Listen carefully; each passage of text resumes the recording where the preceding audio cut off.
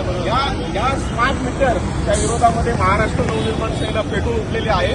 हे smart meter जर पनवेलमधील नागरिकांच्या घरी न विचारता लावत असेल तर त्याचा आम्ही जाहीर निषेध करतो.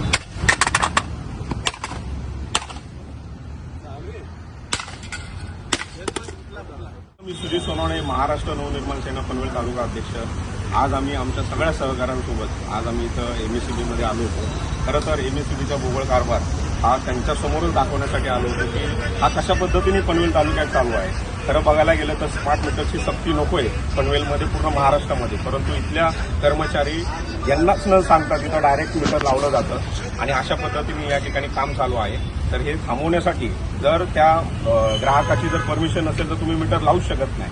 अशा हिशोबात आम्ही काम चालू केलेलं आहे आणि ज्यांचे मीटर लागले असतील त्यांना न विचारता त्यांनी महाराष्ट्र नवनिर्माण सेनेच्या कुठल्याही पदाधिकाऱ्यांना किंवा महाराष्ट्र सैनिकांसोबत संपर्क साधा, तो तुम्हाला योग्य तो न्याय देईल.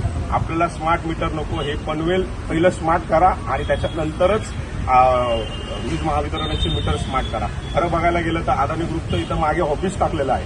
तुम्ही बघायला गेलं तर या ठिकाणी म्हणजे शासनाच्या जागेवरती जर प्रायव्हेट कुठली तरी कंपनी येऊन बसत आहे आणि त्यांचे अधिकारी बाहेर काढून दुसरीकडे टाकलेले आहेत, तर मग विचार करायची गोष्ट आहे की महाराष्ट्रामध्ये नक्की काय चाललं आहे. याचा सर्वांचा आम्ही जाहीर निषेध करतो आणि याच्यापुढे जर स्मार्ट मीटर जर लागत असेल तर आम्ही त्या ठिकाणी मनसेच्या माध्यमातून उभं राहू आणि हे कार्यालय येणाऱ्या दिवसामध्ये जर स्मार्ट मीटर लागत असेल तर हे फोडून पण टाकू. धन्यवाद. जय महाराष्ट्र.